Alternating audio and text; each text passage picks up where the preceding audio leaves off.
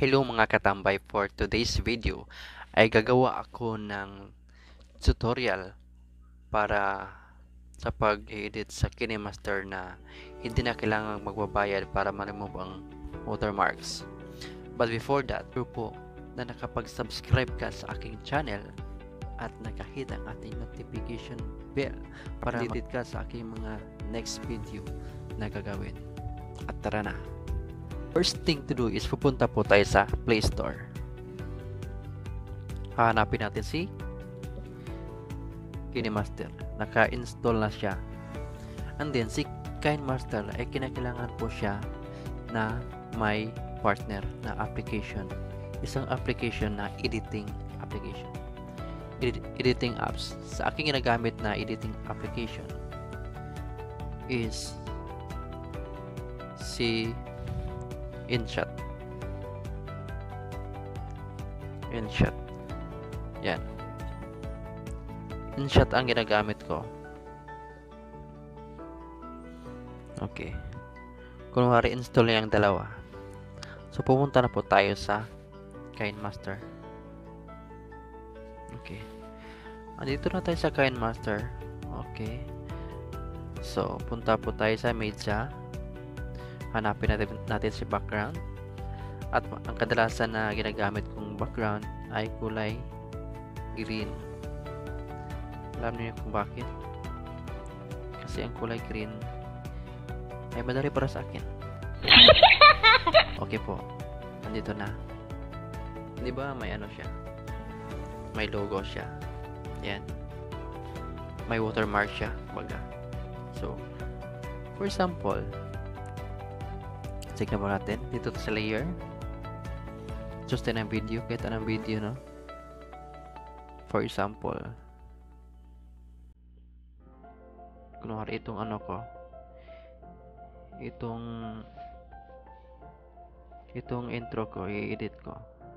Dito lang siya. Okay, lagay. Try natin i-play. Okay, naka-edit na siya. Edited na siya. Yan.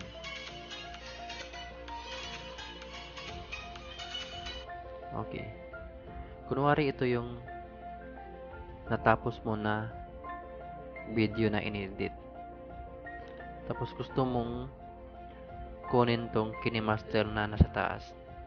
Di ba pag ini-edit, delete mo yan, lalabas tong to, remove watermarks, no ads, premium assets, premium features, etc. etc.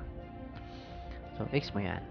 Hindi natin kailangan magbayad kasi alam naman natin mga small YouTuber lang tayo, no? Okay. Ito. Pagkatapos niyan ay kung kunwari natapos ka nang mag-edit, no? So, punta natin yung na-edit natin. Ito na ba yun? Ito na ba yan? Okay, kung ito na, okay. Save na po natin. Export natin. Skip lang. Wait po tayo hanggang matapos ang exporting the video.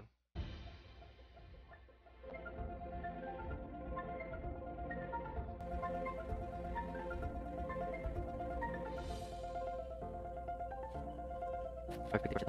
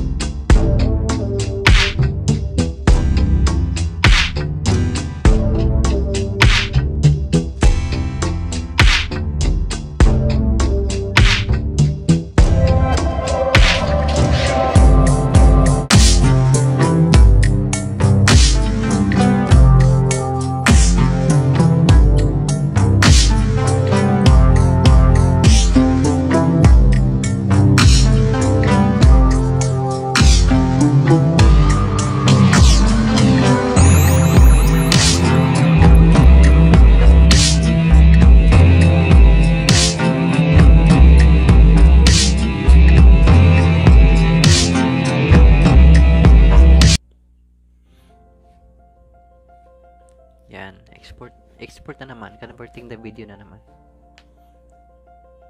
Kaya nga dito sa pag-i-edit po.